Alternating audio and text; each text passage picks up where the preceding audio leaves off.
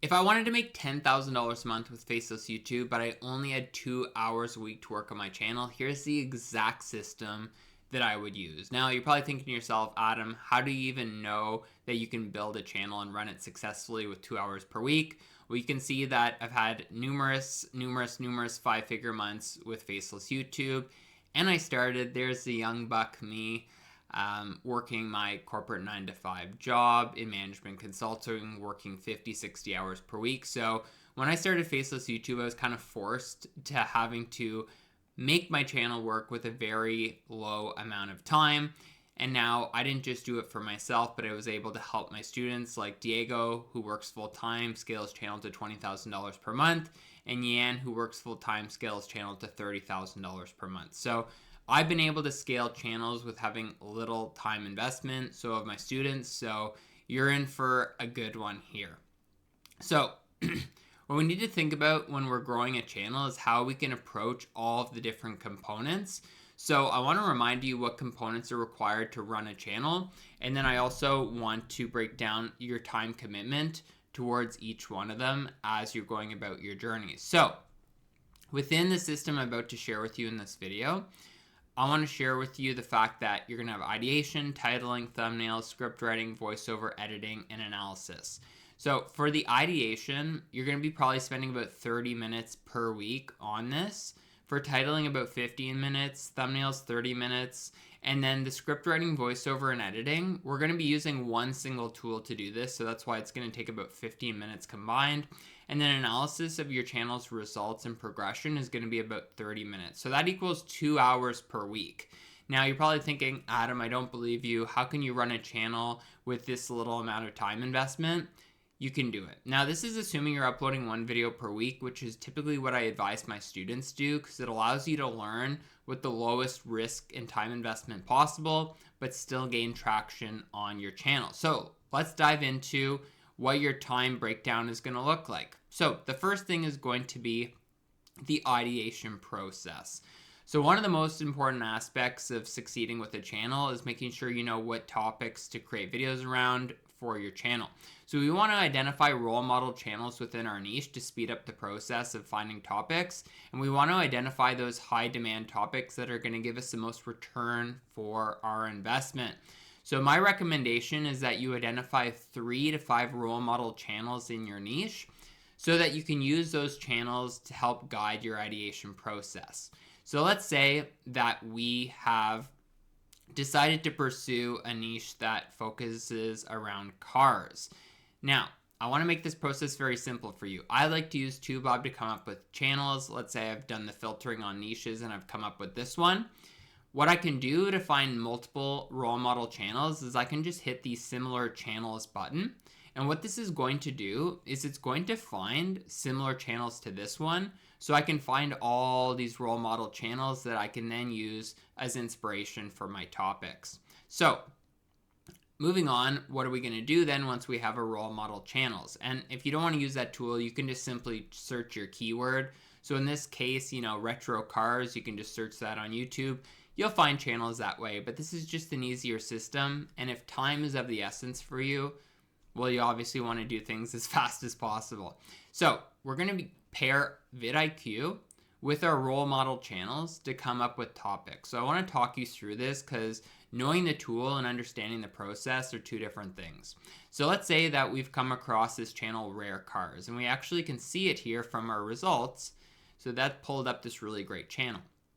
So if we open up the channel, we want to use vidIQ to help us come up with topics for our videos. So how do we do this?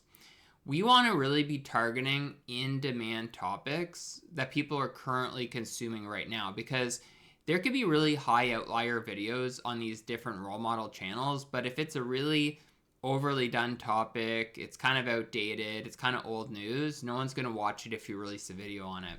So what I like to do is I like to use vidIQ's trending videos feature. And you can see that it basically identifies videos that are still getting views on the channel. I usually like to focus on videos that have at least 50 views per hour.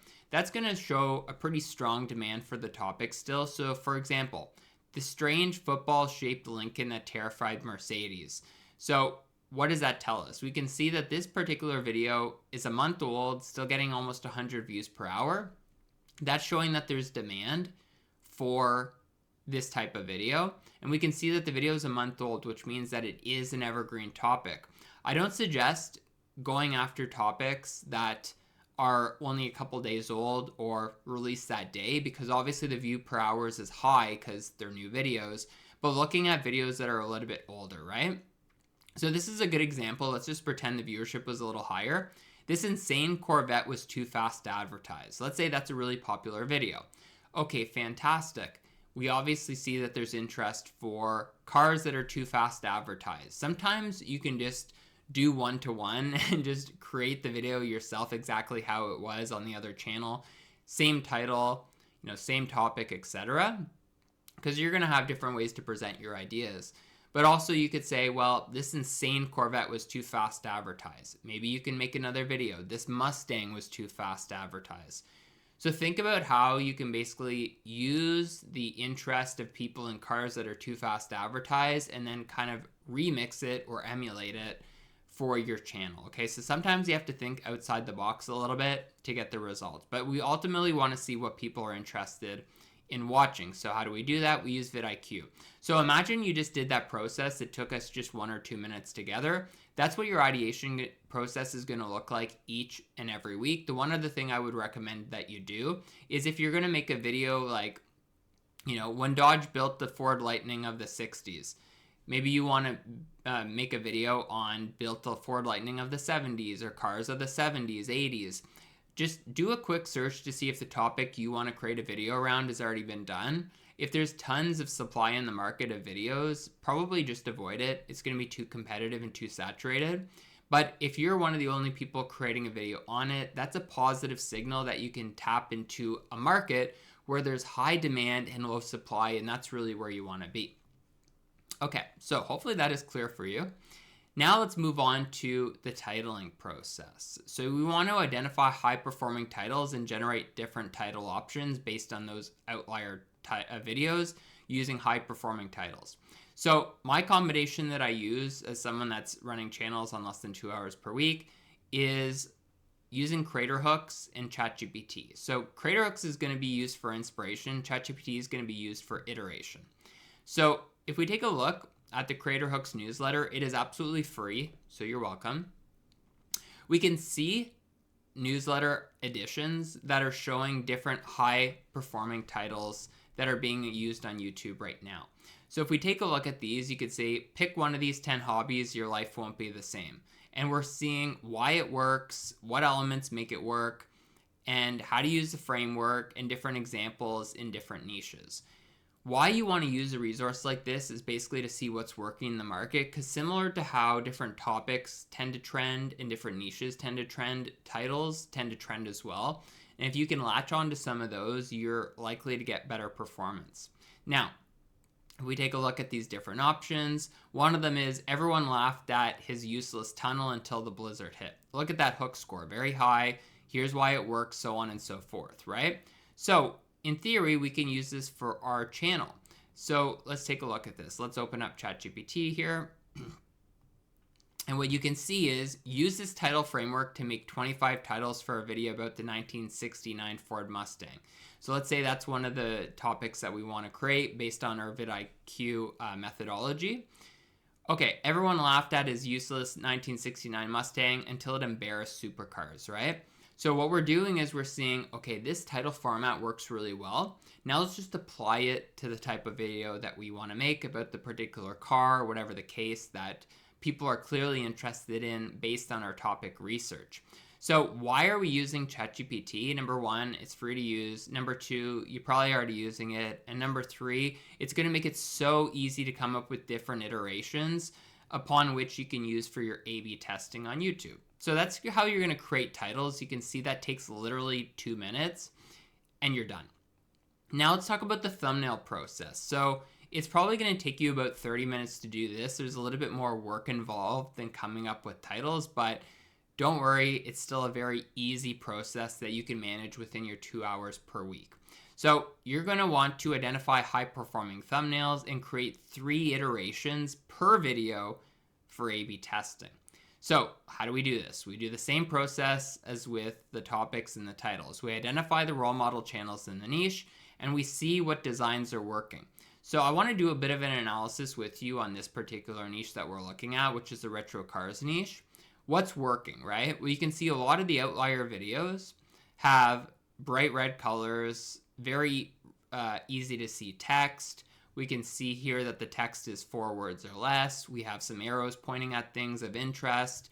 And we can basically see that the text on the thumbnail complements the title, right? So here you can see the rare high-performance Pinto that beat up Porsches. And it's like only 50 were made. Well, that speaks to how rare they were, right? So again, that's something for you to consider, is you don't want to just be duplicating the title on the thumbnail, because what's the point of that? They're already getting the context from the title. You want to complement it by adding something that adds more curiosity and intrigue. Now, you may be thinking to yourself, well, how am I going to actually make the images for my thumbnails? I'm not a graphic designer. So you want to use ChatGPT for scene creation. So I'm going to open up this example right here. So what I did was I basically took one of the thumbnails from a reference role model channel, and I said, use this thumbnail as a reference for my next request. Got it. Now we know what we're putting out there. Now, like I told you, we're going to be creating a video about the 1969 Mustang. So what I do is I just basically go on Google, I get a picture of the image, and then I say, remake this thumbnail. So this one right here. But using this car instead, which is the car that I want for my video, make the background the Pacific Coast Highway in California. I just thought that would look cool. And this is the output I get.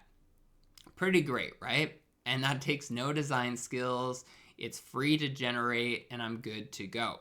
So you may be thinking, okay, well, what about the text and everything else like this? I'm going to be honest with you. I don't think ChatGPT is that good for writing out text just yet, especially where I want the different graphics. So what I typically do myself is that I use Canva. So here I've opened a new canvas on Canva, and I just want to show you a couple tweaks and different strategies that I use. So the first thing is I like to just manipulate the colors a little bit. So right now you can see that this car, it's pretty bright red, but one of the things you can do is just simply play around with the colors and make it even brighter. That's going to make the image easier for people to see. It's going to make it easier for people to click on and ultimately get you more views. You also want to add in text, right? So we can do something like only 55 made, right? Maybe we're talking about how exclusive it is or something of that nature, right? So what we can do is we can just take the text and we can blow it up. Maybe we want to use this font. We want to make it all capital. Fantastic. So my recommendation for you is you want to make the text as visible as possible. So some of the things that I like to do is do a drop text. So I'll do something like this, and then I'll make sure that the background is easily visible. So we'll do something like this and then make it very transparent. And then maybe we want the color to be yellow because that would make it a little bit easier to see, right? So now we can easily see this, and then maybe we want an arrow, so red arrow. Fantastic. So we can take the graphic and then we can do something like this. Cool. And so what this allows us to do is it allows us to create a thumbnail in a matter of seconds for our channel right here, right? Now you can obviously play around with this, probably pick some different options. You can use this one instead, for example. Only 55 made, fantastic. Now, the whole premise behind this is that you can basically do what you want when it comes to designing the thumbnail, but you need to understand the theory. So bright contrasting colors, bright colors like this, things like, making sure that there's one primary focal point, thumbnail text that complements the title and the topic of the video. These are all super important things to consider. And then you just simply export this image. Ideally, you're making a few renditions. So one of the things you can do is, you can duplicate the page and go, rarest car, right? And then you have like a different iteration to see which thumbnail text works the best. So we bring it up, make it like that, right? So you can do 2, 3, 4, 5, 10 iterations if you want. Kind of think about what's going to work for you.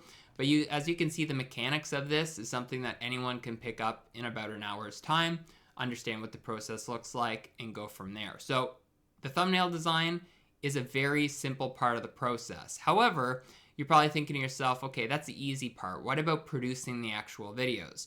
So like I promised, you can make your scripts, your voiceovers, and do your editing all in one single tool without having to edit anything. So the tool you're going to use to do this is going to be VidRush. So if I open up VidRush, you're going to be able to see the tool right here live in action. So what you can do is you can simply pick the format of the video that you want to make. So maybe it's a documentary style video like these ones that we've been talking about.